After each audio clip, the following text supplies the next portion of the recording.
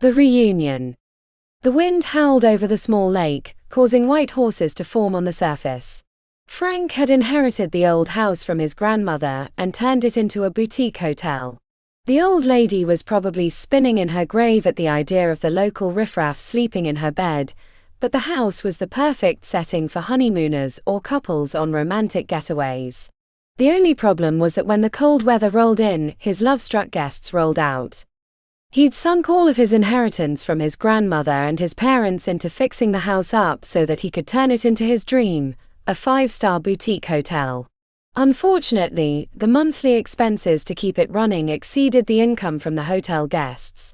His cooking wasn't good enough to make the restaurant a drawcard for the Johannesburg culinary types or for the less picky Pretoria bunch. The Mahalisburg was known for its B&Bs and little hideaway restaurants. Most of them were close to the main access roads, but Frank's place was hidden and only accessible by dirt roads. Someone kept stealing the signs he put up on the main road, so his guests kept getting lost on their way to him, and then decided to stay at one of the places they could find more easily. In short, the competition was stiff and Frank was broke. But he kept hoping that with just the right marketing strategy, those honeymooners would start streaming in, even if the weather was cold and the roads were crap. As it was, his wife had just left him. Tracy hated the hospitality business, and her feelings towards Frank were decidedly cold. He was now running the place on his own. The only help he had was Betty, the maid he'd inherited with the house. She was 80 and managed to make him feel like he was a naughty schoolboy who needed a smack every time he asked her to do something. He'd known Betty his whole life. She'd practically raised him. It was Betty who'd taught him to tie his shoelaces, not his mother. He'd learned to speak Zulu before he'd learned English. Betty's grandson Impo had been like his brother. Impo had died of AIDS several years ago, and Frank still missed him. They should have been running the hotel together. Betty would have liked that. His grandmother and parents, on the other hand, may not have felt the same way. As he went through the house, closing the windows to guard against the unseasonal storm that was heading his way, a small bashed-up old Mini Cooper bounced along the drive towards the hotel.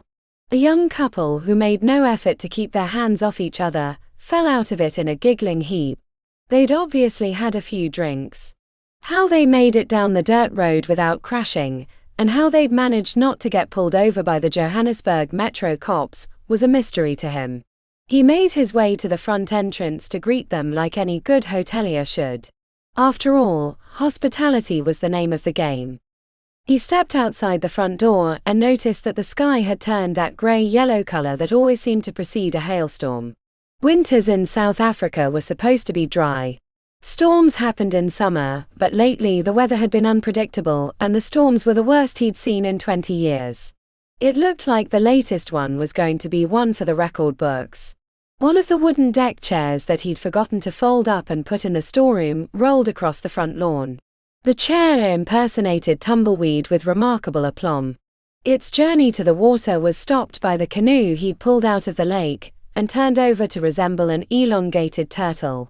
The house wasn't really equipped to withstand a bad storm, but that wasn't something he would put in the brochure. In anticipation, he'd stocked up on candles for the inevitable power failure. He needed a generator, but couldn't afford one, so paraffin lamps and candles were the best he could do, and that combination probably wasn't a good idea.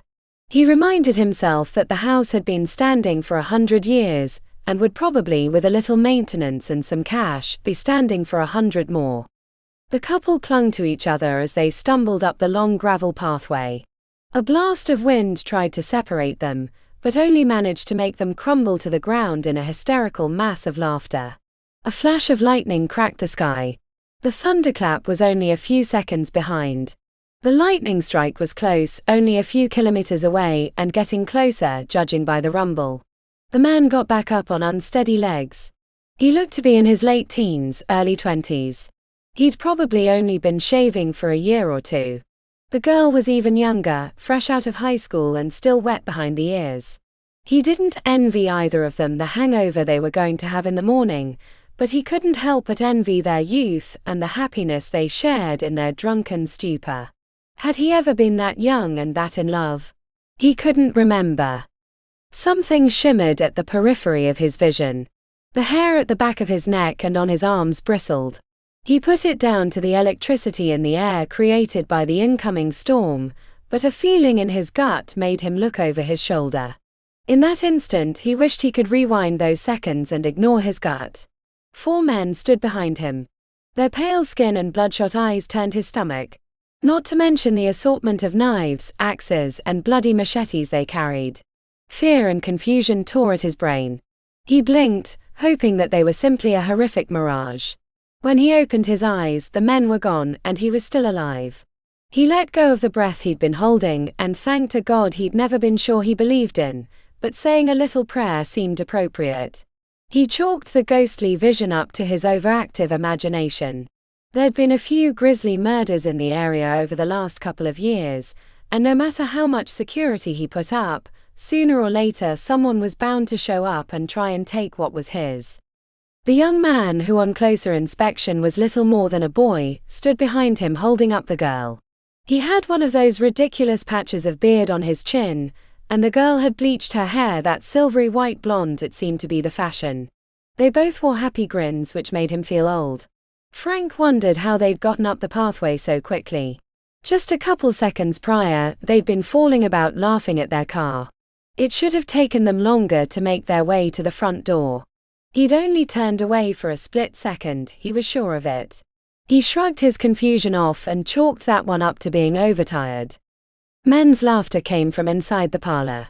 Those men were inside his house. They hadn't been a figment of his imagination. He tried to calm himself down. Panic would only get him killed. He'd last seen Betty upstairs pretending to dust some of the bedroom furniture, but he knew from previous experience that she'd probably dozed off on one of the beds.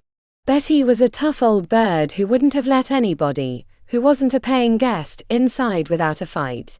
He hoped that she was still asleep and blissfully unaware that they had unwanted guests. His other newly arrived guests looked at him expectantly. "Hey bro," the boy man slurred. "Can we have a room?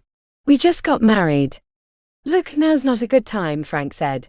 He couldn't let the kids inside. He needed them to get help, although he wasn't sure they were capable of doing much of anything in their condition. "Sounds like there's a party going on." The boy ignored him and pushed past Frank, stumbling inside with his young bride hanging on his arm. "Shit," Frank swore under his breath. He didn't want to die. He hadn't changed his will yet. Tracy would inherit the house, and that would really piss him off. She'd probably sell the place off for a fortune and spend it on her new toy boy. He took a deep breath, pulled his shoulders back and tried to control his bowels as he stepped inside the house to face his deadly guest. Perhaps he was wrong about his visitors. Perhaps they were simply there to have a good time.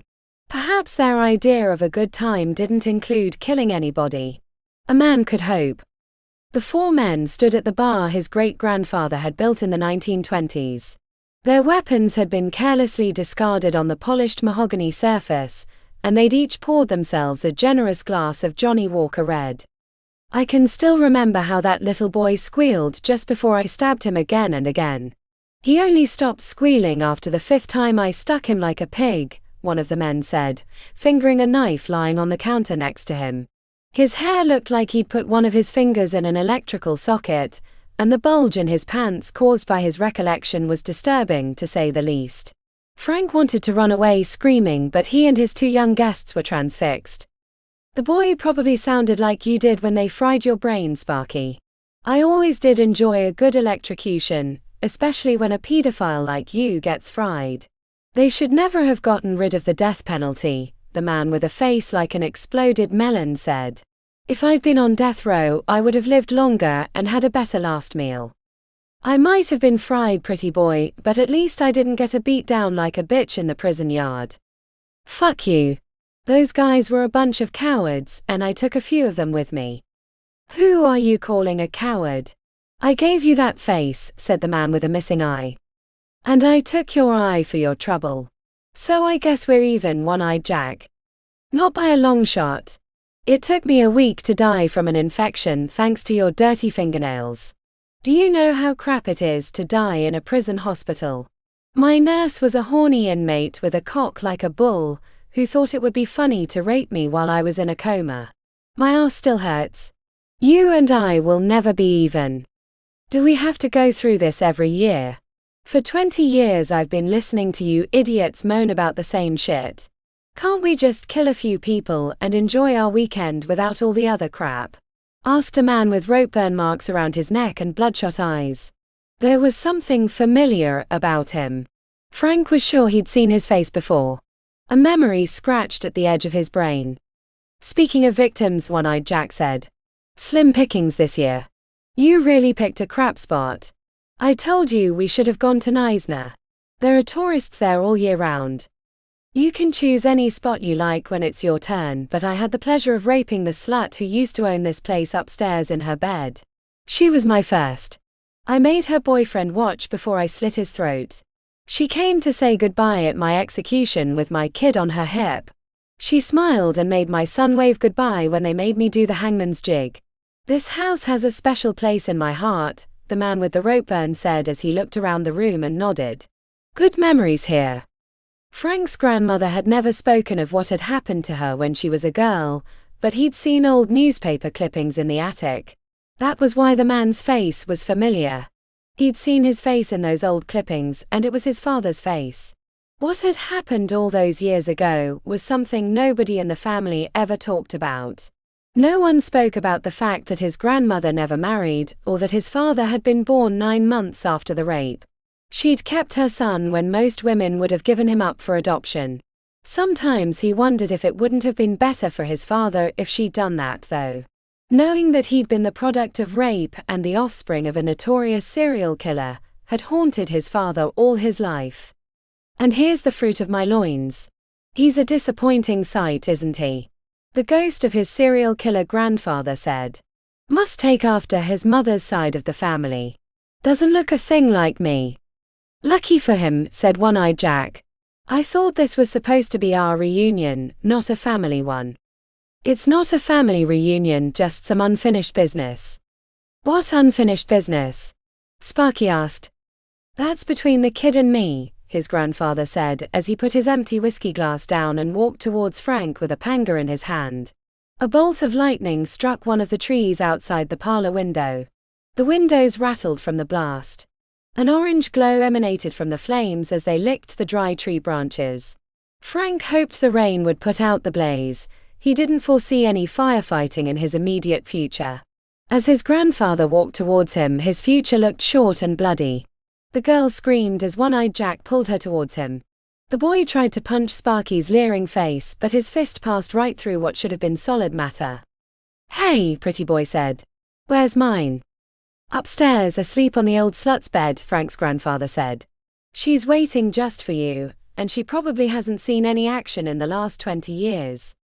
Pretty boy's laughter as he ran up the stairs to find Betty stirred Frank's watery bowels. Just don't piss yourself, his grandfather said over the sound of Betty's and the girl's screams.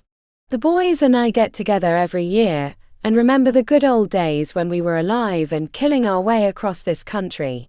We have fun together just like we used to, he said as he put his arm around Frank's shoulder. Frank got a whiff of old blood as his grandfather waved the panga around under his nose. Your grandmother was a slut, and I should have killed her the night I put my seed in her belly.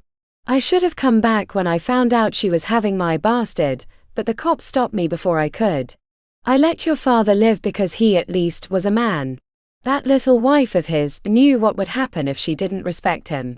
He knew how to give her a good slap if she stepped out of line. But you, my boy, are a disappointment. Look at yourself. You're a disgrace. Blood sprayed the curtains as One-Eyed Jack and Sparky sliced and diced the young couple. Betty's screams came to an abrupt end, followed by the sound of Pretty Boy's gurgled laughter. Frank watched as his grandfather brought the panga down on his neck. His own short-lived screams were accompanied by the sound of the rain and thunder. Don't worry, son. That wife of yours won't live here for long. The boys and I'll pay her a visit next year on our way to Neisner. His grandfather stared down at him as his blood pumped out of his severed artery. He drifted off to the sound of laughter, glasses clinking and rolling thunder.